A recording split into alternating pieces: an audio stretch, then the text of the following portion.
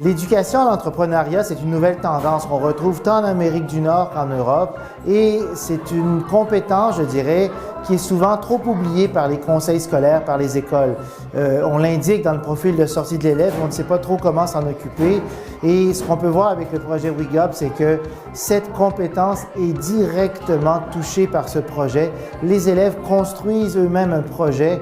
Il y a toute la notion de contrôle aussi qui est sortie. Les élèves ont le choix du projet, c'est leur idée, ils vont de l'avant avec leur projet, ils vendent leurs choses.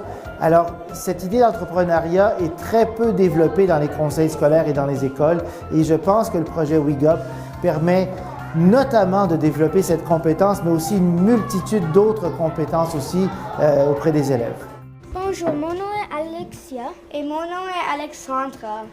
On a fait une vente de dragons faits de Rainbow Loom et aussi des porte-clés de Rainbow Loom et des biscuits. Puis notre but était d'accumuler $100. Puis on a accumulé $117. Puis 75 sous. J'aime aider les personnes car je sens bien j'aime quand quelqu'un m'aide et ça c'est comment je sens quand j'aide quelqu'un d'autre. J'ai aimé que j'ai participé dans WIGUP parce que souvent je suis juste assise sur mon fauteuil, mais j'ai pris action et puis j'ai aidé le monde. Pour mon projet d'entreprise, j'ai décidé d'appuyer l'éducation des enfants en Afrique en organisant une collecte de livres à l'école et au travail de ma mère. J'ai reçu 483 livres au Canada et de plus une centaine de livres en France. Merci. On va apporter les bouteilles au magasin en échange pour de l'argent. En tant qu'enseignant, je sais aussi qu'ils ont aimé à travailler avec la technologie. Souvent, on va faire beaucoup de papier-crayon en salle de classe. Et ça, c'était une occasion où l'élève pouvait travailler en classe à l'ordinateur avec des portables, avec des caméras vidéo et des caméras photos. Pouvait importer, télécharger des photos et des vidéos. Et aussi pouvait faire la même chose à la maison. Donc, c'est un projet qui pouvait durer pendant la journée scolaire et aussi se prolonger à la maison. Nous espérons que vous avez aimé notre portfolio techno. Merci. Les avantages du projet entrepreneurial sont nombreux. Vivre du succès à l'école, même si c'est un élève qui n'a pas nécessairement toujours des A, des B, si c'était un C ou un D, mais là, avec cette activité-là, ça t'a donné d'autres moyens de vivre une expérience incroyable, authentique à l'école. Ils ont tellement d'idées que les autres ont apprécié. Il y en a qui ont sorti leur coquille, puis qui ont vu que les autres les ont appréciés. Il y avait tellement de contrôle. Ils pouvaient choisir la cause à qui donner, ils pouvaient choisir leurs coéquipiers, ils pouvaient choisir le produit à vendre. Tellement de choix, tellement de contrôle. On veut faire ça, on a changé d'idée, on peut continuer. Pour ce projet, je n'ai pas ramassé de l'argent, mais j'ai ramassé des livres qui vont à des hôpitaux pour que les gens puissent lire, parce que tout le monde aime lire. Yeah. J'ai appris que j'aime aider les gens. Okay. Et j'ai aussi appris que je travaille beaucoup meilleur avec une date limite plus proche. Donc, tu as appris que tu aimes aider les gens, mais que tu aimes aussi avoir des dates limites pour t'aider à faire des choses. Ouais. Premièrement, ils ont appris à s'organiser. C'est un projet de longue envergure qui a pris quelques mois. Donc, l'organisation est importante et on a vu que ceux qui n'étaient pas assez bien organisés ont eu de la difficulté à arriver en bout de ligne. Ils ont eu beaucoup d'aide et beaucoup d'appui.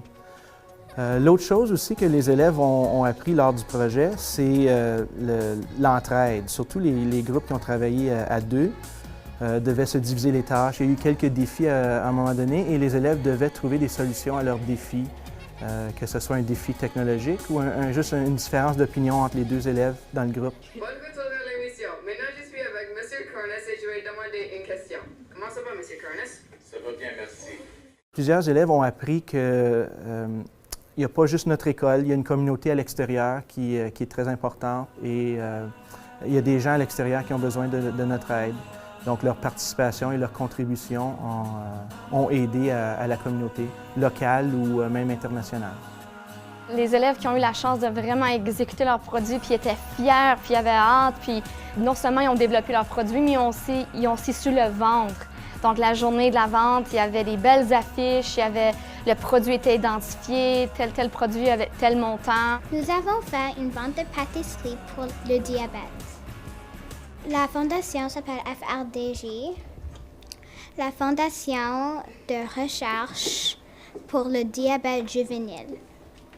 La raison pourquoi on a choisi, c'est parce que mon grand-père a le diabète et je le vois souffrir beaucoup. Les élèves l'ont dit, pour eux, ce qui est très intéressant, c'est de savoir que ce qu'ils vont faire comme projet, ce sera public.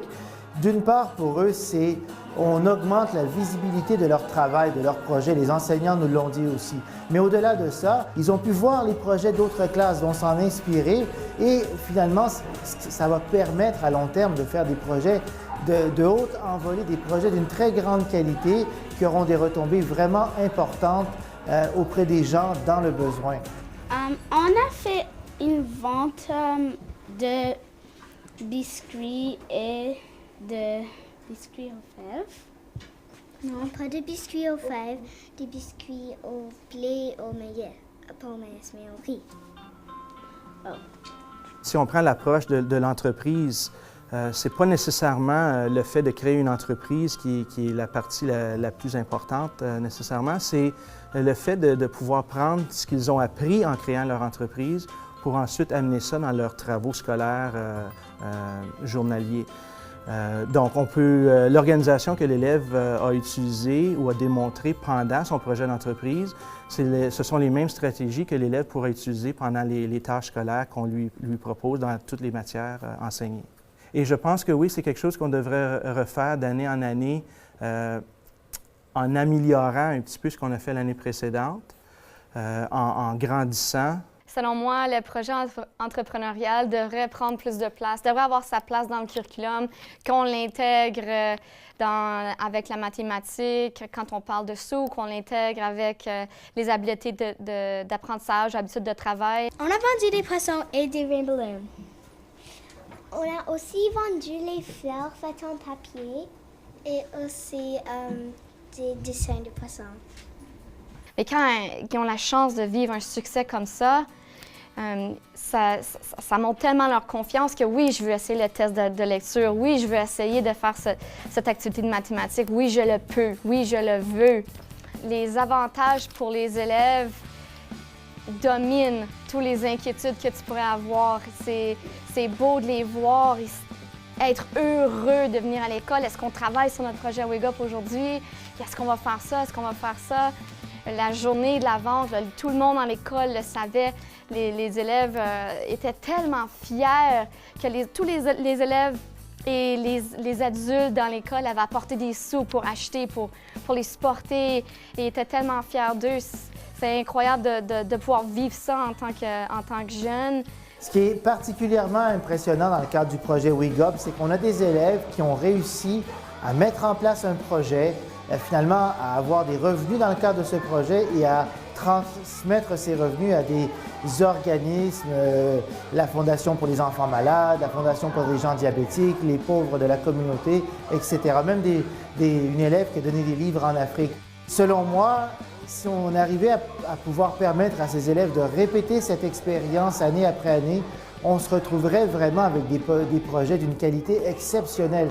On a des élèves qui sont en 4e année du primaire et qui ont réussi à obtenir près de 300 $ de revenus dans le cadre d'un petit projet pour leur première fois. Imaginons un peu ces mêmes élèves qui, dans 4 ou 5 ans, après avoir enrichi leur expérience, leurs compétences aussi, décident de mettre de l'avant d'autres projets. Là, on parlerait de revenus importants qui seraient redonnés à des gens dans le besoin. Et je pense que c'est exceptionnel ces résultats, mais il ne faut pas arrêter là, il faut continuer le projet pour s'assurer qu'il le répète plus d'une fois dans une même année.